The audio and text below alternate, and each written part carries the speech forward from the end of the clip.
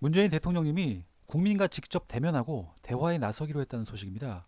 고민정 청와대 대변인은 10일 브리핑을 통해 이 같은 소식을 전하며 날짜와 장소도 공개했습니다. 19일 저녁 8시부터 100분 동안 MBC 생방송으로 진행되며 방송 제목은 국민이 묻는다 2019 국민과의 대화라고 합니다. 고민정 대변인은 국민들과 진솔한 이야기를 나눌 예정이라며 방송에는 국민들 누구나 참여할 수 있으며 대통령에게 묻고 싶은 그 어떤 질문도 할 수 있다고 말했습니다. 또한 문 대통령은 진솔하고 격의 없는 국민과의 대화를 기대하며 마음을 다해 준비하겠다고 말했다고 덧붙였습니다. 이번 대화는 임기 반환점을 맞은 시점에서 국민과의 스킨십을 돈독히 하기 위해 마련됐다고 합니다. 그런데 이 소식을 접하며 몇 개월 전이 불쾌한 기억이 떠올랐습니다. 문재인 대통령님은 취임 2주년을 맞아 KBS에 출연해 특집 대담을 나눈 바 있습니다. 그런데 당시 진행자인 KBS 기자의 태도가 논란이 되었습니다. 진행자는 문재인 대통령님의 말을 자주 끊었고 기습 질문을 던지며 무례한 태도를 보였습니다. 심지어 이 기자는 문 대통령께 질문을 던질 때 당시 야당이 사용한 단어까지 인용하며 도를 넘는 행태를 보였습니다. 결국 KBS 기자의 진행 능력에 시청자들은 분통을 터뜨리고 말았습니다. 청와대 국민청원 게시판에는 항의 글이 빗발쳤고 KBS 게시판에도 비판의 목소리가 쇄도했습니다. 박근혜 정권 시절엔 손을 다소곳하게 모으며 질문도 못했던 기레기들이 문재인 정권 들어 언론의 자유를 무한대로 누리며 오만해졌다는 것입니다. 유시민 이사장도 인터뷰를 진행하는 사람으로서 지켜야 될 선이 있는데 거기서 살짝 삐끗했다며 진행 능력 부족을 꼬집었습니다. 물론 KBS 대담과 이번 MBC 국민과의 대화는 형식이 다릅니다. KBS는 1대1의 배타적 대담이고 MBC는 다자적 대화 방식입니다. 따라서 표면적으로는 KBS 대담이 진행자의 높은 역량을 요구한다고 생각할 수 있습니다. 그러나 MBC 또한 질문자의 내용을 사전에 이해하고 대통령과의 대화를 정리하며 예기치 못한 위기 대처 능력도 요구된다는 점에서 진행자 선정에 만전을 기해야 할 것입니다. 만약 KBS처럼 진행 미숙이 발생한다면 거듭난 마봉춘 이미지도 급전직하할 것이기 때문입니다.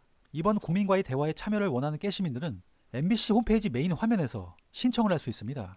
방청 신청 참여하기 버튼을 누르고 양식을 작성한 후 채택이 된다면 문 대통령님과 직접 대화를 나눌 수 있습니다.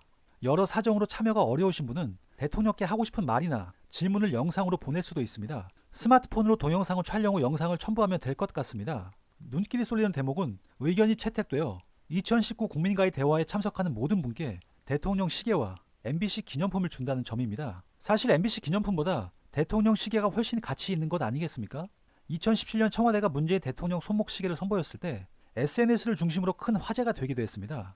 당시 공개된 시계 앞면에는 대통령님의 사인과 봉황 문양이 새겨져 있었고 뒷면에는 사람이 먼저다라는 국정 철학이 담겨 있었습니다. 당시 시계 제조업체는 소박하고 탈권위적인 문 대통령님의 정치 철학을 시계에 녹여냈다는 취지의 말을 했습니다. 희소성은 물론 대통령님의 철학이 담긴 시계는 그 자체로 충분한 가치가 있습니다. 여러모로 문 대통령님과 국민과의 대화가 벌써부터 기대가 됩니다. 그런가 하면 영국에 거주하는 변호사가 네덜란드에 있는 국제형사재판소에 윤석열 총장을 비롯한 조국 가족 수사팀 간부들 고발에 화제가 되고 있습니다.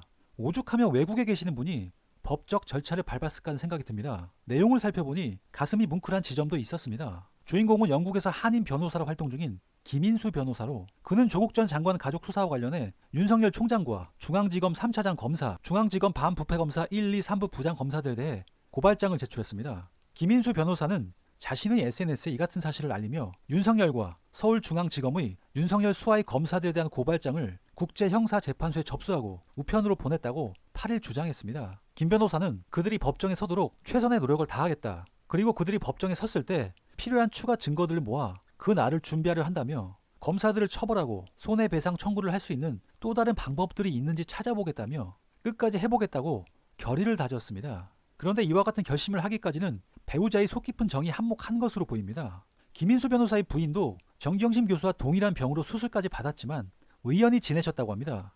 그러나 날마다 한국에서 들려오는 정 교수의 건강 상태와 수사 소식에 가슴을 졸이신 것으로 보입니다. 누구보다 병에 대해 잘 알았기 때문일 것입니다. 결국 배우자께서는 검찰이 정 교수에 대한 수사 방식을 접하고 남편인 김인수 변호사에게 할 수 있는 모든 방법을 동원해 달라며 부탁했다고 합니다. 이에 김인수 변호사는 부인의 간절한 부탁을 듣고 주변의 변호사와 상의한 끝에 고발장을 접수했다고 합니다. 실질적으로 어느 정도의 효력이 발생할지는 미지수이지만 상징성과 함께 경각심을 불러일으키는 효과가 있는 것만은 분명해 보입니다. 한편으로는 국내에서 할 수 있는 방법이 없다는 반증이기도 해 서글프기도 하지만 공수처에 대한 필요성을 절감하는 순간이기도 합니다.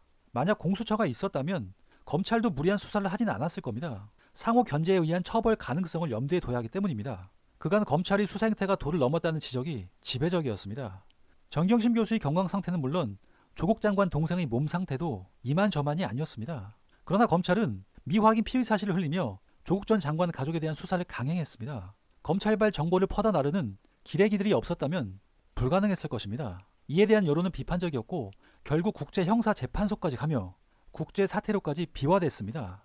검찰의 자업자득이라는 말이 떠오릅니다. 마지막으로 2012년 서울대 법학전문대학원의 교수였던 조국 전 장관이 민주통합당 문재인 대통령 후보를 지지하는 찬조 연설 내용 일부를 소개해드리겠습니다. 당시 편하게 살 수 있었음에도 대한민국 검찰과 언론의 부당함을 지적하며 지식인의 책무를 다하는 조국 교수의 모습은 현재에도 많은 울림을 주기 때문입니다.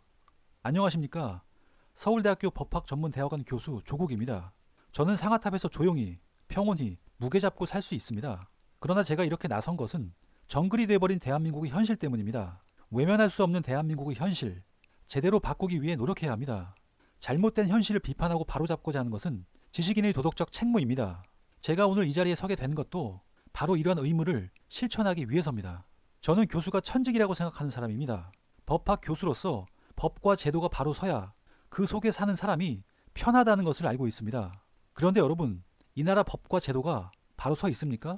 검찰이 법 집행을 공명정대하게 합니까? 언론 보도가 공정합니까?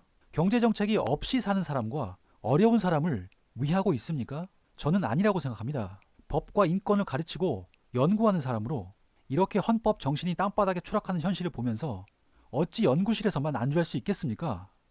이상 소식TV였습니다. 알아야 하는 소식이었다면 영상 공유와 구독과 좋아요 부탁드립니다. 고맙습니다.